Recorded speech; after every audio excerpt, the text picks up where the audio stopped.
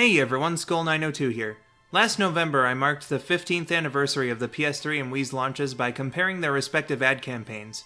One of the things I mentioned in the video was that the sales of the PS3 weren't helped in 2007 by the release of two games with a massive amount of hype around them. One of them was Super Mario Galaxy, but the one I want to talk about here today is Halo 3 to commemorate its 15th anniversary. More specifically, I'd like to discuss the absolutely amazing marketing Microsoft put into the title because believe me, even as a non-fan of the franchise, so just as a little warning I may get some details wrong here and there, it was something else, to the point I believe it's still the greatest ad campaign in the history of video games. Why might that be? Stay tuned to find out. In the video from last year, I mentioned the initial announcement trailer from E3 2006. The open field with wreckage everywhere, then Cortana slowly cuts in, followed by Master Chief making his way on screen before witnessing a Forerunner structure opening up. Something about it just has that big-time feel they needed to get across for something like this. To show people this one will be unlike anything seen before it, that it's going to be huge and you don't want to miss out. My personal favorite promotional video of any kind for the game is the Starry Night trailer. A young John 117 and his friend Ellie Bloom are looking up at the night sky wondering what's up there, before John speculates that maybe someone far away is wondering what it's like where they are. Suddenly, it shifts back to a battlefield, Master Chief recovering from some kind of hit and putting his helmet back on before running into battle. The ending is honestly pretty standard, but when the kids are laying there in the field having their discussion, it just kinda reminds me of long nights back in the day when I just shoot the shit with my brothers about whatever came to mind. I really like this trailer for that reason. Notable for being the first depictions of the Halo series in live action, and partially made to interest Hollywood studios in a Halo movie produced by Peter Jackson. Yeah, remember when that was a thing? There were the short films Arms Race and Landfall depicting a fight between the UNSC and Covenant armies, leading into the beginning of the game. Truth be told, I only saw these for the first time while writing this video and I have no clue what the events leading up to them were, but it still had me invested with all the action and the suspense of the wounded soldier and whether or not he'd make it. It was also just really cool to see some of the equipment like the sniper rifle or Warthog in live action. Good stuff, even if there was some questionable CGI in there.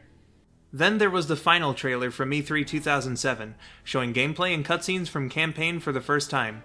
If the trailer from the previous year's E3 was to tell you the game was on the horizon, then this one's here to say you'd better be prepared because the time is almost upon us, and here's what you can expect from it when it comes. With only a short monologue at the beginning, this trailer didn't need words to convey what they were going for. Just looking at it, you could tell it was going to be a story-driven yet still action-packed journey with a serious sense of scale.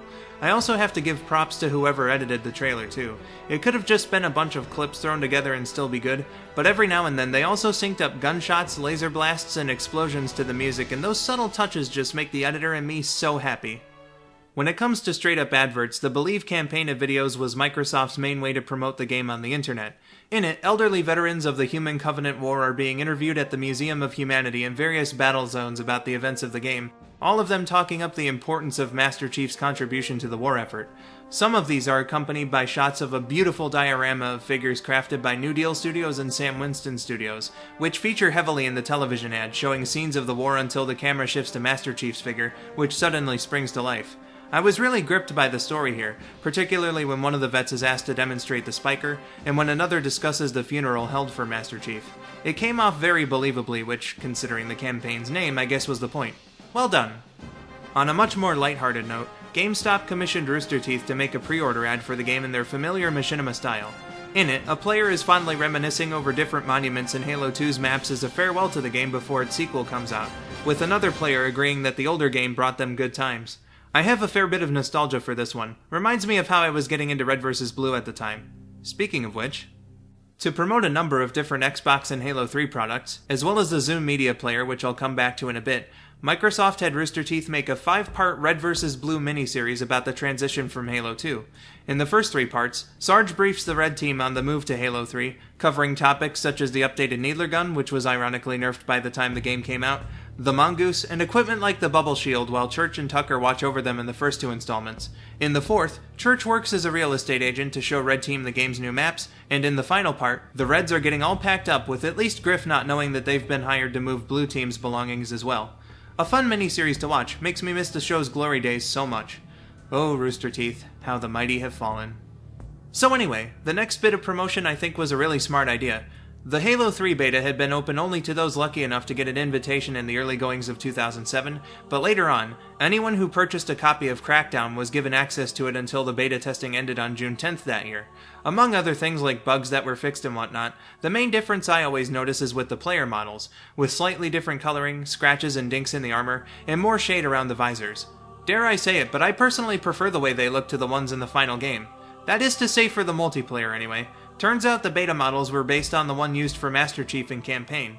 Speaking of which, there was an Easter egg showing the Chief's face if you were to put the camera right at another player's visor. The texture used for the face is a photoshopped picture of Marcus Leto, Bungie's creative art director at the time.